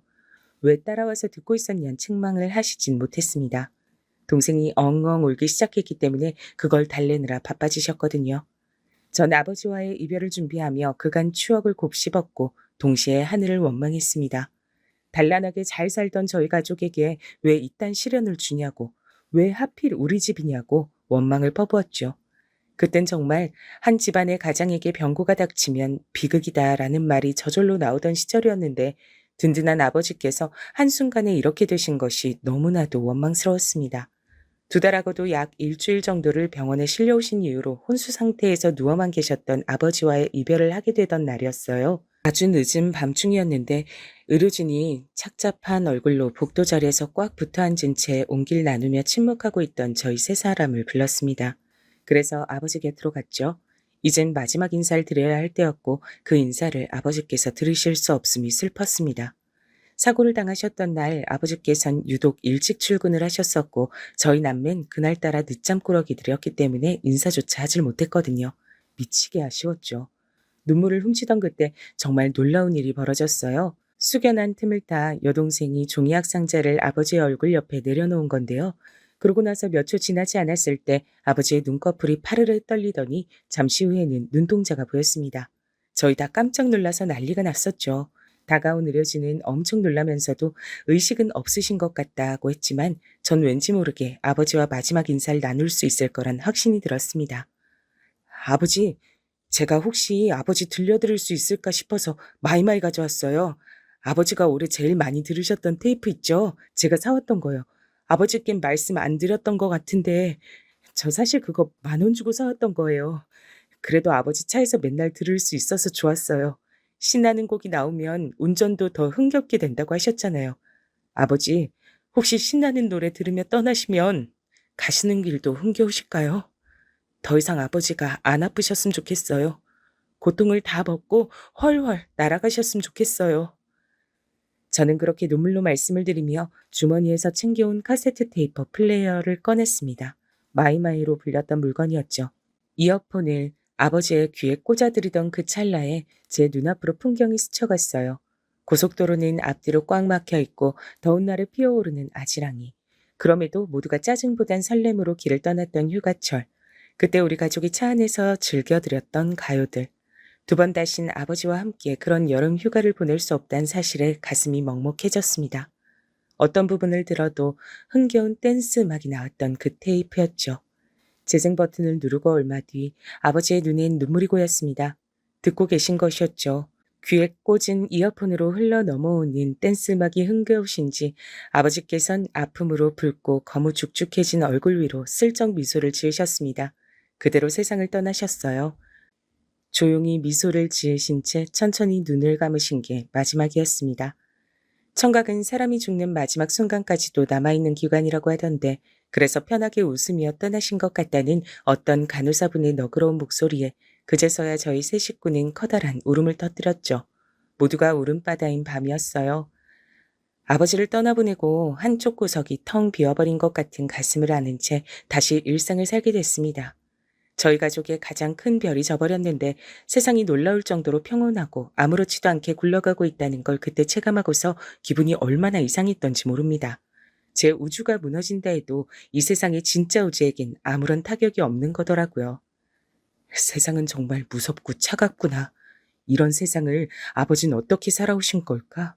친가는 특히나 돈도 없는데 그런 환경에서도 잘 이겨내고 결혼하시고 나랑 동생 낳으시고 비록 작지만 안락한 보금자리도 마련하시고 아버진 대단한 분이었어. 내가 아버지처럼 해낼 수 있을까? 더욱 의연해져야겠다고 생각했어요. 전 아직 어린 학생이었지만 본능적으로 제가 이 다음에 커서 든든한 가장 역할을 해야 한다고 마음을 먹고 있었습니다. 철없이 굴던 모습은 모두 저버린 채 앞만 보고 나아가기로 결심한 뒤 일을 악물었죠. 노는 걸 좋아하는 친구들을 다 정리하고 공부에만 매진했습니다. 동생은 아버지를 그리워하며 이따금씩 울적해했지만 어머니께서 씩씩하게 버티고 계셨으므로 그런 어머니의 모습을 보며 힘을 얻는 것 같았어요. 자식 새끼들이 있는 한 난 슈퍼어머니야. 내가 못 해낼 게 세상에 있을까봐 두고 보라지. 전보다 더 열심히 보란 듯이 잘 살아줄 테니까. 어머니께선 친구분과 통화하시며 그런 말씀을 하셨죠. 전 그 소리를 듣고 마음이 든든했습니다. 쉬는 날 없이 어머니께선 일을 하셨던 걸로 기억합니다. 남의 장사를 도와주셨고 공장 일도 병행하셨죠. 꼭 그렇게 고생하며 일을 하셔야 하냐고 제가 언젠가 여쭤본 적이 있었는데 그때 어머니께선 고개를 가로저으시며 하루 24시간 1년 365일도 부족하다고 하셨어요. 돈 벌 생각을 하면 자는 시간도 아깝게 느껴진다 하셨죠. 그러면서 제가 대학을 잘 가는 것이 가장 큰 보람이니까 저보고 열심히 하라고 하셨습니다. 그 앞에서 결의가 솟지 않을 만큼 제가 불효자식인 건 아니어서요. 그 이후로 더 코피 쏟으며 죽어라 공부했죠.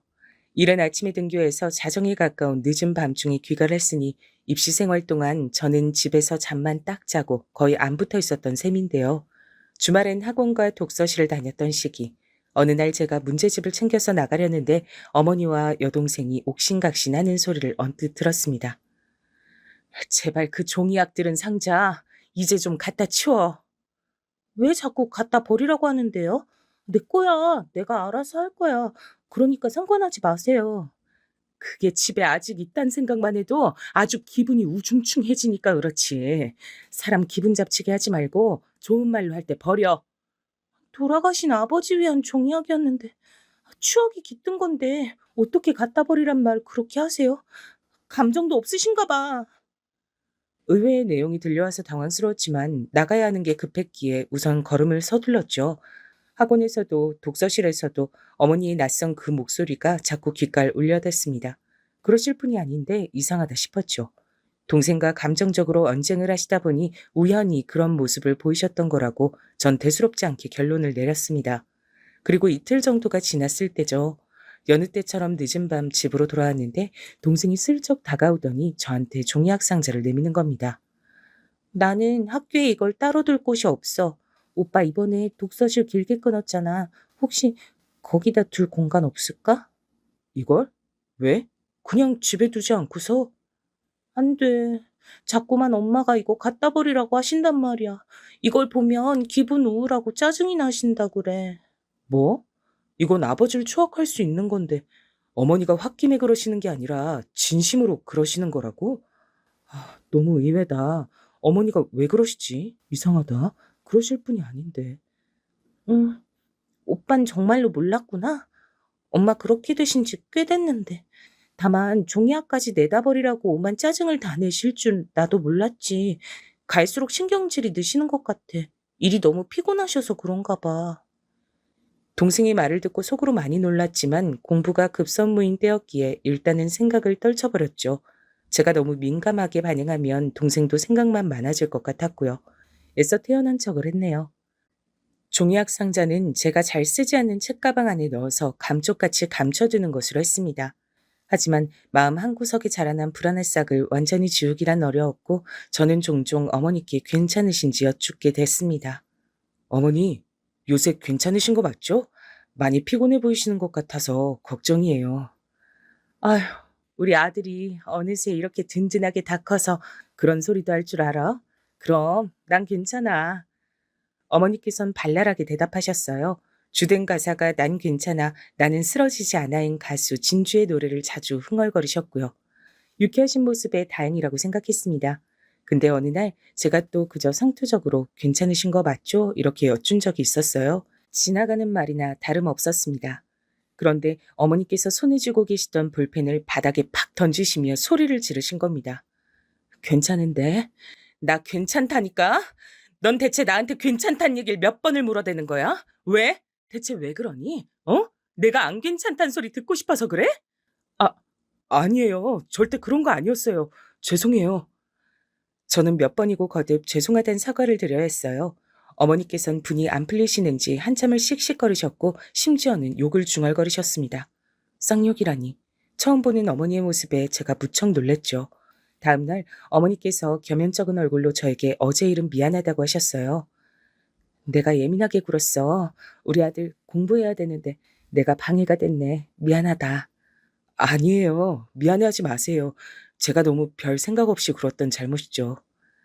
상황은 마무리됐지만 이상하기 전 엄마에 대한 걱정이 더욱 피어오르기 시작했습니다.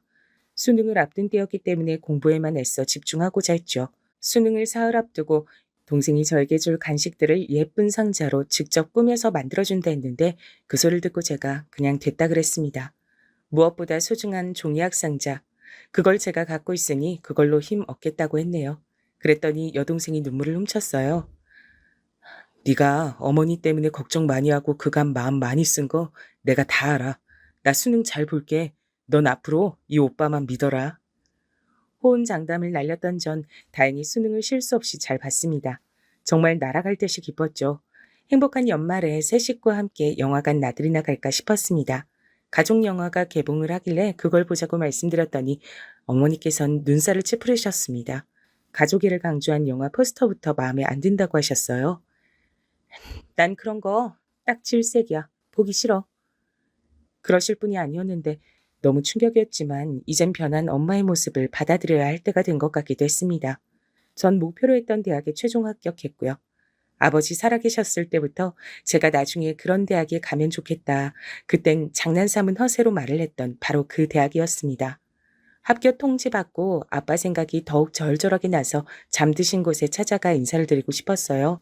여동생 생각도 그랬고요. 근데 어머니께선 거절을 하셨습니다. 거절 사유는 다름이 아니라 추워서였습니다. 아버지와 그렇게나 서로 죽고 못 살았던 부부셨는데 어떻게 이렇게 변하실 수가 있는지 속으로 너무 서글펐네요. 엄마께선 제 등록금이며 학비, 대학 생활비를 다 대줄 수 있어서 기쁘다고 그간 개고생한 보람이 있다며 제 대학 입학식이 끝나자마자 오열하셨습니다. 바닥에 엎어져서 우시는 바람에 주변에서 다 쳐다봤었죠. 그때 동생이 저에게 속삭였어요. 근데 엄마가 지금까지 몇 번 이러신 적 있었어. 마트에서 동생과 같이 장을 보시던 중에 우신 적도 있었다 그래요. 어느 노부부께서 둘 다 몸이 편찮으신데 서로 의지해서 걸어가는 뒷모습을 보시곤 바닥에 주저앉아 우셨다고 합니다. 부족했던 전 그때까지도 엄마께서 왜 그러시는지 미처 몰랐습니다. 이유를 알게 된 건 그때로부터 몇 년이 더 지나서 제가 대학을 졸업하기 직전이었습니다. 대학교에서 학생들 대상으로 심리상담 지원 프로그램이라는 걸 그때 막 시작하고 있었는데 홍보하는 것을 보고 호기심이 생겨 한번 참가를 해봤어요. 그리고 상담사분과 여러 대화를 나누다가 제 내면에 뭉친 우울 덩어리를 마주하게 됐습니다. 아버지께서 돌아가셨을 때의 상황, 그걸 하나부터 열까지 다 제가 꿰고 있었고 돌아가셨던 그 일이 제 인생엔 너무나 큰 아픔으로 박혀 있었기 때문에 전 그런 스스로의 모습을 들여다보는 걸 무서워했으며 공부란 탈출구를 만들었던 것이고 어머니와 여동생을 이 다음에 제가 책임지고 살아야 한다는 압박감에 스스로 가두며 살아왔다는 걸. 그런 사실들을 알게 됐죠. 제 자신인데도 제가 절 잘 몰랐더라고요. 내면을 마주하는 것이 두렵고 겁이 나서 덮어두고 살게 되면 결국 언젠가 그 안에 감춰진 것이 밖으로 새나와 정신을 어지럽게 하고 쉽게 사람을 피곤하게 만들고 무기력증에 빠지게 된다고 했습니다. 덮는다고 해서 능사가 아니란 거죠. 아버지께서 당하셨던 사고에 대한 원망, 분노 이런 것들이 생각보다 제 안에서 엄청나게 컸더라고요. 근데 화를 내봤자 아무것도 달라질 게 없을 것 같으니까 속에 꽉 눌러둔 채 그 감정을 외면하고 살았던 거예요. 전 아무렇지 않은 게 아니었던 진정한 제 자신을 받아들이고 의연하게 앞만 나아가려 하지 말고 때론 옆도 보고 뒤도 돌아보고 사는 게 낫단 사실을 깨우쳤습니다. 왠지 마음이 가벼워지더라고요. 그리고 상담받으며 전 자연스레 어머니를 떠올렸습니다. 제가 적극적으로 어머니의 상담 치료를 밀어붙였어요. 그리고 어머니께선 치료를 받기 시작하신 이후에야 깨달으셨던 겁니다.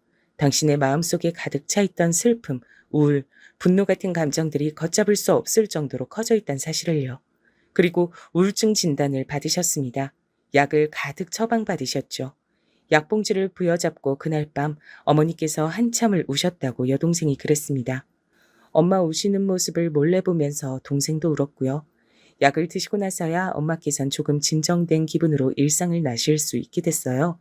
우울증을 앓으시는 것도 몰라봤던 저같이 부족한 자식 때문에 그간 얼마나 고생하셨을지 한없이 죄송한 마음뿐이었습니다. 너무 늦었지만 뒤늦게라도 증상을 마주하고 처방을 받을 수 있어서 다행이란 생각이 들었어요. 저와 동생이 더욱 노력하면서 엄마께 잘해드리고자 했죠. 하지만 저희 남매가 노력해도 채울 수 없는 부분이 존재했다는 걸 시간이 흘러서 알게 됐습니다. 어느 날 동생이 저한테 조심스레 말을 해주더군요. 어머니께 만나는 사람이 생겼다고 말입니다. 얼마 안 됐어. 내가 알기론 3달 정도? 근데 엄마가 전에 나한테 재혼은 인생에서 절대 없다고 못 박으신 적도 있고 그래서 결혼이라든지 그런 건 생각을 안 해도 될 것 같긴 한데 암튼 엄마가 좋은 감정으로 만나시는 분이 생겼는데 꽤 즐거우신 것 같아. 뭐? 어머니한테? 네가 며칠 전부터 나한테 할 말이 있다는 듯 굴었던 게 바로 이것 때문이었구나. 어머니한테 새 남자라니 생각도 못 해봤어. 나도 처음엔 되게 당황스럽고 혼란스러웠어. 근데 오빠, 요새 엄마 표정이 어떤 줄 알아? 우리 어렸을 때 명절이면 친가 먼저 갔다가 외가 갔잖아. 친가에서 하룻밤 자고 외가로 출발할 때 아침. 그때마다 엄마는 친정까지 언제 가냐, 갈 길이 고말리다. 이렇게 혼잣말을 한숨처럼 하시면서도 얼굴엔 은은한 웃음꽃이 피어 있었지. 난 그걸 설렘이라고 생각했었어. 아버지 돌아가시고 나서 엄마 얼굴엔 설렘을 느껴본 적은 단 한 번도 없었는데 요새는 엄마 얼굴에서 바로 그 설렘이란 게 보이더라. 동생이라고 해서 어떻게 어머니의 새 남자가 흔쾌히 받아들여졌겠나요? 그러나 어머니를 위해 포용하기로 한 것이죠. 동생이 그렇게 나오는데 제가 오빠로서 부족한 모습을 보일 수는 없었습니다. 비록 심란하긴 했으나 어머니의 만남을 응원해드리기로 했어요. 왜냐면 어머니는 저의 남매의 모친이기도 하셨지만 당신 인생의 주인공이기도 하셨으니까요. 어머니께서 만나시는 분은 어머니보다 연상이셨고 자식 하나를 두셨으며 병으로 배우자를 떠나보낸 뒤 2번 다시 재혼 의사가 없으신 분이었습니다. 그건 저희 어머니와 생각이 같았죠. 2분은 비록 법적으로 부부가 될 생각은 없으나 앞으로 서로 좋은 감정으로 의지하면서 잘 지내겠다고 하셨어요. 제 앞에서 어머니께선 딱 2가지를 말씀하셨죠. 미안하다. 그리고 정말 고맙다. 저는 말없이 어머니를 안아드렸습니다. 어릴 땐 어머니가 여장부처럼 보이기도 했었는데 제 품에 안기신 어머니는 너무 왜소했습니다. 그만큼 어머니가 나이 드신 것 같아 슬피기도 했지만 제가 어느덧 장성하여 엄마를 지켜드릴 수 있게 된 것 같아서 벅차기도 했습니다. 엄마께서 새로이 인연을 만나신 뒤 심적으로 안정되고 여유를 찾으신 게 보였어요. 그건 저희 남매가 채워드릴 수 없는 영역이었던 겁니다. 그 모습까지 보고 나자 저는 무의식적으로 저도 이제 결혼해도 되겠다는 생각이 들었죠. 좋은 짝을 만나서 가정을 이루고 멋진 남편이자 아버지가 되고 싶었습니다. 그런 생각을 가지고 만난 아내는 화사한 인상의 조용한 성격의 소유자였습니다. 솔직히 자기 시어머니의 남자친구, 시누이한테 처음 한 번에 싹싹하게 다 잘하기 힘든 건데 아내는 그걸 해내더라고요. 어머니께서도 아내를 무척 마음에 들어 하셨어요. 이런 며느리를 얻게 되다니 당신은 복도 많다고 하시며 결혼 생활에 간섭 안 할 테니 둘이서 알콩달콩 잘 살아보라 하셨습니다. 흔쾌한 허락이었죠. 여동생도 자기가 새언니가 마음에 든다고 하면서 이런 새언니라면 자기가 안심하고 유학길에 오를 수 있겠다 그랬습니다. 동생은 공부를 오래 하는 것에 뜻이 있더라고요. 대학원까지 갔을 때부터 알아봤어야 했는데 하다 유학까지 준비하는 걸 보고 제가 2손 2발 다 들었습니다. 그래서 동생을 위해 따로 모은 돈을 유학비로 선뜻 내어 주었고요. 저의 그런 행동을 보면서 아내가 되게 좋아했어요. 여보처럼 가족을 아끼고 사랑하는 남자랑 결혼해서 난 무척 행복한 여자라고 생각해. 세상에서 제일 가깝고도 먼 게 난 가족이라고 생각하거든. 가장 쉽고도 어려운 관계가 바로 가족 간 관계고. 그래서 난 아무튼 우리 여보가 가정적인 남자라서 그게 너무 좋아. 아내가 그런 말을 하는 이유를 왠지 알 것 같았습니다. 장인어른께선 건강이 안 좋으셨는데요. 아내가 조심스레 말을 하기론 장인어른께서 예전에 간 이식 수술을 하신 이유로 그렇게 되신 것 같다 그랬어요. 당신의 사촌 형이 옛날에 간 이식이 간절했을 때 장인어른께서 고민 끝에 해주셨다고 합니다. 그때 아내는 어려서 상황을 잘 몰랐고 장모님께선 반대를 하셨다고 해요. 근데 장모님의 반대 의견을 별로 효력이 없었어요. 이건 너무 부끄러운 얘기지만 우리 엄마가 그것보다 더 이전에 계모임을 잘못 드셨다가 돈을 한번 날리셨거든. 그것도 아빠 몰래 우리 집 돈을 거기다 넣어두셨다가 그렇게 된 거였어. 개똥 갖고 누가 야반도주를 할 줄 알았다면 엄마도 절대 안 그러셨을 테지만. 암튼 그 때문에 온 집안 식구들이 한숨 짓고 난리도 아니었어. 그런 사고를 쳤던 장본인이니 발언권 따윈 없다면서 친가 쪽 어른들께서 우리 엄마를 무시하셨던 거야. 그래서 아빤 묘한 압박을 받으시면서 결국 간을 이식해 주셨지. 아내는 그때 자기가 어려서 뭘 잘 몰랐던 탓에 장인 어른을 말리지 못했던 걸 두고 후회하고 있었습니다. 죄책감마저 느끼고 있는 모양이었어요. 간 이식만 해준다면 하늘의 별도 달도 다 따다 줄 것 같이 굴었다던 사촌 형이라는 그 집은 3년 후 캐나다로 이민을 가버렸다고 합니다. 장인 어른께 10원 한 장도 안 주었다네요. 돈을 주겠다 주겠다 말로만 계속 그러더니 뒤로는 이민 준비를 했던 겁니다. 심지어는 장인어른께서 간 이식 수술 이후 컨디션 저하로 힘들어하시자 그때부터 사람 마음 불편하게 그런 소린 왜 하냐며 그 집에서 화를 내기도 했었대요. 아내는 그것을 두고 갯돈 야반도주 사건이나 간 이식받고 이민 가버린 것들이나 뭐가 다를까 하며 한탄했죠. 일이 그렇게 됐으니 필연적으로 친척들 사이의 분위기가 뒤숭숭해졌죠. 어쩐지 아내가 결혼식에 올 친척들 많이 없으니까 아담한 예식장이 좋겠다고 했었는데 그런 이유였던 겁니다. 장인어른 간이식 때문에 아내는 자기 친가와 그 이후로 교류를 거의 끊고 살았고요. 그렇다면 아내의 외가가 남아있지 않겠냐고요? 이쪽은 약간 문제가 있었다고 합니다. 다름 아닌 장모님 때문이었죠.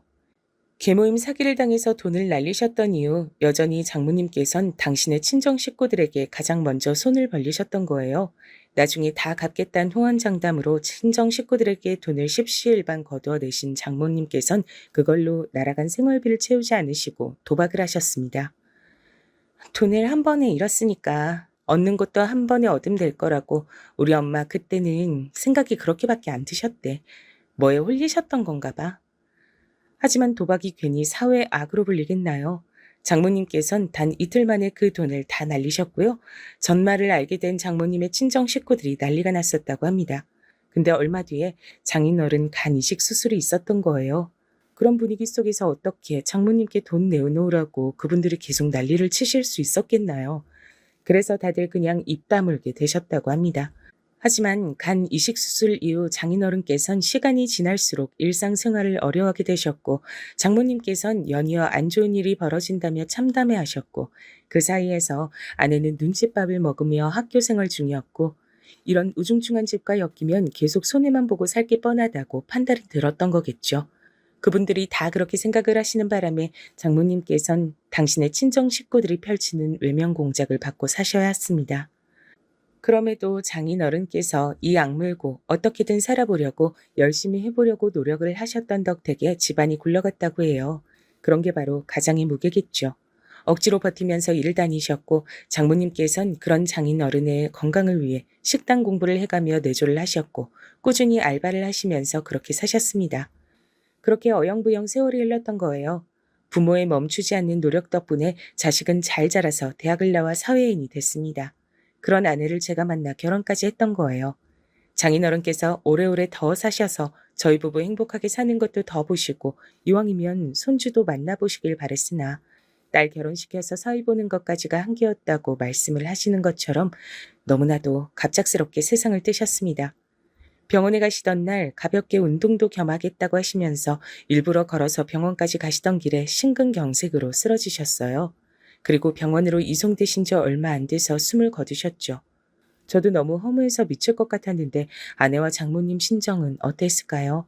감히 가늠조차 되지 않았습니다. 장인어른께서 일평생 고생만 하시다 떠났다며 이렇게 가시도록 만든 자기가 프로자식이라며 아내는 크게 자책했습니다. 위로 하나조차 섣불리 하기 어려웠어요. 그래도 하나 다행이라면 다행이었던 게 제가 아버지를 잃어본 사람이었단 걸 아내는 잘 알았기 때문입니다. 같은 아픔을 겪어봤기에 진실된 위로를 저는 아내에게 건넬 수 있었죠.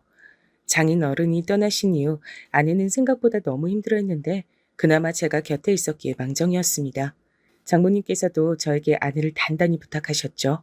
장수방, 내가 자네만 믿네. 자네가 있어서 얼마나 다행이고 든든한지 몰라. 우리 딸 마음 좀 잘 어루만져줘. 이렇게 힘들어할 줄이야. 제가 더 노력하겠습니다. 그런데 장모님께선 괜찮으신 건가요? 전 장모님도 걱정돼요. 나는 멀쩡해. 난 괜찮으니까 걱정 말고 우리 딸이나 잘 챙겨주면 돼. 장모님께선 의연하셨습니다. 그래서 아내에게 집중할 수 있었네요.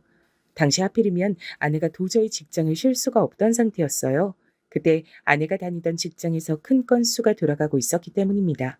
일을 그만두긴 아까워서 도저히 그럴 수 없다는 아내를 저는 가까이서 지켜보며 우울해하고 힘들어하지 않도록 잘 봐주었어요. 제가 휴가를 몰아서 써가며 집안일을 도맡아 했고 아내의 퇴근에 맞춰서 데리러 나간 뒤 맛있게 식당에서 저녁 외식을 하곤 했습니다. 열심히 노력을 했더니 그나마 3달 정도가 지나니까 아내가 다시 화사한 미소를 입가에 걸기 시작하더군요. 언제까지고 장인어른의 부재를 슬퍼할 수만은 없는 거라고 하면서 자기도 용기를 내서 서서히 장인어른의 부재와 마주하겠다 그랬습니다. 제가 과거에 제 내면의 아픔을 발견하고 마주보았던 때가 생각났죠. 그래서 아내에게 돌아가신 제 아버지 얘기도 그때 많이 들려주었습니다. 아빠께서 떠나실 때 음악을 들으며 미소를 지으셨다는 대목은 아내가 가장 좋아했죠. 그리고 어머니께서 오래 우울증을 앓다가 끝내는 이겨내시고 잘 지내고 계신다는 사실도 좋아했습니다. 자기도 그렇게 씩씩하게 잘 이겨내고 살아본다고 저에게 다짐을 하더군요. 저희 부부가 서로에게 긍정적인 기운을 불어넣으며 손을 맞잡고 있던 그때 제 머릿속엔 장모님이 불현듯 떠올랐습니다. 괜찮다고 말씀을 매번 하셨지만 사실은 진짜로 괜찮으셨던 적은 없었던 어머니의 옛 모습들이 떠오른 겁니다. 아내 곁에 착 붙어서 챙긴다는 명목으로 장모님께 전화만 종종 드렸을 뿐 직접 찾아뵌 적은 장인어른 돌아가시고 나선 한 번도 없다는 사실은 저를 불안하게 만들었습니다. 아내에게 제 생각을 말했더니 아내도 걱정이 된다 그랬어요. 그래서 얼른 장모님을 찾아뵀습니다. 저희가 간다고 연락을 드리자 나 괜찮은데 왜 그러냐며 당황스러운 목소리로 짜증을 내셨죠. 그럼에도 불구하고 장모님께 가봤는데 저와 아내가 동시에 깜짝 놀라고 말았습니다. 왜냐면 장모님께서 급격하게 살이 불어나 있었기 때문이에요. 엄마, 왜 그렇게 살이 찌셨어? 엄마 이렇게 살이 오른 모습은 내가 살면서 처음 보는데? 내가 그렇게 살이 쪘니? 난 모르겠는데. 그냥 입이 심심해서 요새 잘 먹긴 했지. 깜짝 놀란 저희 부부는 주말을 장모님 댁에서 보내기로 했어요. 그리고 장모님이 정상 상태가 아니란 걸 곧 알게 됐죠. 자꾸만 쉴 새 없이 입에 뭘 가져다 넣으셨어요. 밥 자체는 그렇게 많이 안 드셨는데 주전부리를 자꾸만 드시더라고요. 아내가 그만 좀 먹으라고 하자 울컥하시면서 자리를 뜨기까지 하셨습니다. 예전에 제 어머니 모습이 겹쳐 보이더라고요. 그래서 더 물러날 생각 없이 장모님을 설득해서 진지하게 대화를 나눠봤죠. 그랬더니 장인어른께서 돌아가신 이후로 속이 허전하고 뭔가 공허한 느낌이 들었는데 입에 뭘 먹고 있으면 그 느낌이 거의 안 들어서 좋았다고 하시는 겁니다. 우울감을 폭식으로 해결하고 계셨던 거죠. 장모님의 고백에 아내가 눈물을 훔쳤고 저도 가슴이 너무 아팠습니다. 장모님께선 스스로의 문제를 이제 자각하셨으니 앞으로 먹는 걸 줄이고 산책을 열심히 다니면서 기분 전환을 해보겠다고 했어요. 이대로 무너지지 않을 테니 걱정 말라면서 저희 부부에게 의연한 모습을 보여주셨습니다. 어른께서 그렇게 말씀하시는데 거기서 더 걱정의 말씀을 드리는 건 무례한 것 같아 그저 알겠다는 대답만 드렸네요. 장모님께서 스스로 이겨낼 수 있도록 믿고 지켜보는 일도 필요할 듯 싶었습니다. 장모님 걱정이 됐는지 아내가 수시로 연락을 그 후로 드렸고요. 규칙적으로 산책을 많이 다니신 장모님께선 반년 뒤 다시 원래 체중을 되찾으셨습니다. 여기까진 참 다행이었는데 아내의 말론 장모님께서 다시 회복된 몸 상태로도 채워지지 않는 허전함을 느끼고 계신 것 같다 그랬어요. 이제 영영 우리 엄마가 예전처럼 신명나게 웃으시는 모습까진 다시 볼 수 없을 것 같아서 그게 좀 겁나네. 내가 이런 말 하면 당신이 안 좋아할 수 있을 거란 건 알지만 조심스레 꺼내보는 건데 혹시 장모님께 좋은 분이 생긴다면 낫지 않을까? 뭐? 그럼 우리 엄마한테 남자친구를 만들어 드리자는 거야? 아내가 당황하길래 전 절대 나쁜 의도가 없었다 설명하며 제 어머니의 경우를 예시로 들었죠. 그랬더니 아내가 진지하게 고민을 하더라고요. 장인어른께서 건강 문제로 근 몇 년간 유독 고생을 많이 하셨는데 그렇게 되기 이전까진 장모님께선 이런저런 모임에도 많이 참석을 하시고 굉장히 사교적으로 일상을 보내셨단 거예요. 사람 만나는 걸 원체 좋아하시는 분이라 그랬죠. 꼭 그렇고 그런 사이가 아니더라도 우리 엄마하고 마음 잘 맞아서 즐겁게 시간 보내주실 분이 계시면 좋긴 할 것 같다. 우리 엄마 성격상 분명 도움은 될 거야. 장모님께 넌지시 이 문제에 대해서 오늘 뛰어봤더니 좋다 싫다도 안 하시고 그저 시큰둥이 하셨습니다. 그 모습에 일상에서 아무런 자극을 못 느끼고 살고 계시는 중이란 걸 짐작할 수 있었죠. 이제 산책도 덜 나가고 계신 것 같아서 저랑 아내가 장모님 댁에 갔을 때 일부러 함께 운동 가자고 권유도 드리고 그랬습니다.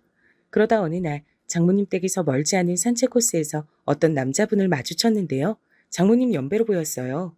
저희 부부가 한 바퀴 달리기 하는 사이에 장모님께선 천천히 걷기 운동을 하셨는데 그러는 동안 그 남자분과 따로 대화를 나누시더라고요. 그걸 목격했죠. 그러더니 장모님 운동화 끈이 풀렸는지 그분이 몸을 숙여 그걸 묶어주시기도 했습니다. 짧은 만남이었지만 장모님의 얼굴엔 약간의 웃음이 걸려 있었어요. 전 옳거니 싶었습니다. 그래서 일부러 다음에 그 동네로 다시 갔을 때 그 남자분을 찾아봤죠. 운 좋게 뵙게 돼서 대화를 나눴는데 일에 빠져 사시느라 이날 이때껏 결혼도 안 하시고 혼자 사시는 중이라고 했어요. 그리고 마주쳤던 장모님을 기억하고 계셨고요. 두 분은 운동 같이 다니는 친구 하시면 어떻겠냐 조심스레 여쭤봤더니 그분이 흔쾌히 좋다고 하셨습니다. 그래서 장모님께 이 사실을 알려드렸죠. 뭐? 장서방, 왜 그런 일을 멋대로 꾸며? 진짜 못 살겠네. 어휴, 그래서 내가 그 사람하고 언제 어디서 어떻게 만나면 되는데? 싫다고 하시면서 표정은 밝아져 계셨어요. 두 분이 서로 연락처를 주고받게끔 제가 해드렸죠. 장모님께선 즐거워하시는 눈치였습니다. 아내에게도 상황 보고를 한 뒤 칭찬을 들었고요. 장모님께서 우울해하시며 지내시지 않고 새로 친구를 사귀어서 재밌게 일상을 보내시길 저희 부부는 진심으로 바랬습니다. 저희도 각자 일이 너무 바빠져서 장모님을 못 찾아뵙고 있다가 2달 정도가 지나서 가봤어요. 전화를 드렸는데 안 받으시길래 걱정이 돼서 저녁 시간이었지만 얼른 장모님 댁으로 향했던 겁니다. 그리고 저는 장모님 댁 집 안에서 펼쳐진 풍경에 놀라고 말았죠. 옆에서 아내는 작게 비명까지 질렀습니다. 왜냐면 저희 눈앞에 펼쳐진 건 도박판이었으니까요. 아주 본격적으로 여럿이 모여서 판을 벌인 상태였습니다. 뭐야? 갑자기 연락도 없이 둘이 왜 들이닥쳐? 장모님께서 기겁하셨고 바로 옆자리엔 제가 소개시켜드린 그 남자분이 계셨어요. 도박판에 낀 사람들은 저희 부부 정체가 생판남이 아니라 가족이란 설명을 듣고 나서야 안심된 표정들로 다시 도박을 하기 시작했습니다. 아내가 몸을 떨면서 장모님께 다가가 팔을 잡아 끌고 집 밖으로 나갔어요. 저도 얼른 따라갔고 미친 듯이 추궁을 해대는 아내의 옆에서 장모님의 하는 수 없이 실토하신 내용을 들을 수 있었습니다. 충격적인 반전이 들어있었죠. 그 남자분 원래 장모님과 구면이었던 겁니다. 산책 코스에서 마주쳤을 때 서로 보고 어디서 봤더라? 라고 했다네요. 여기서 어디라는 건 도박판을 말하는 것이었죠. 도박하다 잠깐 본 적 있는 얼굴임은 분명했는데 기억이 가물가물했단 거죠. 그런데 그걸 알 리가 없는 제가 두 분을 연결시켜드리겠다 그러자 두 분 다 잘됐다, 인연인가 보다 하며 좋아하셨던 겁니다. 두 분은 작당을 해서 흥겹게 도박을 다니셨고 하다하다 이젠 장모님 댁에서 아예 사람들을 불러다가 도박판을 까신 참이었어요. 엄마, 인생에서 다시 도박은 없을 거라고 나한테 예전에 분명히 그러셨잖아. 아내가 절규했습니다. 전 저 때문에 상황이 이렇게 된 것 같아 너무 죄스러웠어요. 우는 아내 앞에서 장모님께선 미안하다고 고개를 숙이셨고 오늘 후로 다시는 도박을 하지 않겠다고 하셨습니다. 아내가 현기증을 일으키길래 저는 더 거기 있을 수가 없어 얼른 아내를 챙겨 차에 올라탈 수밖에 없었죠. 이게 대체 다 뭔 일인가 싶었네요. 장모님께선 다음 날 저희 부부에게 연락을 주시며 도박 안 할 거다라고 재차 못을 박으셨지만 아내는 의심의 눈초리를 했습니다. 심정이 너무 두근거려 밤에 잠도 안 온다는 아내가 전 걱정이 됐고 차라리 사람을 붙여서 장모님을 살피면 안심이 되겠냐 물었더니 아내가 당장 그러고 싶다고 하더군요.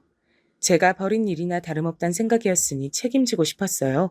그래서 돈 주고 사람을 고용해서 장모님을 주시하게끔 했습니다. 결과는 참담했네요. 장모님께선 늦은 밤마다 도박판을 찾아 외출을 다니셨죠. 끊지 못하셨던 거예요. 하늘나라에 계신 우리 아빠를 위해서라도 엄마를 멈춰야 돼. 그게 맞아. 그니까 우리 신고하자. 아내의 눈빛에 비장한 결심이 들어 있었습니다. 따를 수밖에 없었죠. 장모님의 행적을 주시하고 있었기 때문에 신고를 해서 현장을 덮치게끔 하는 건 어렵지 않았습니다.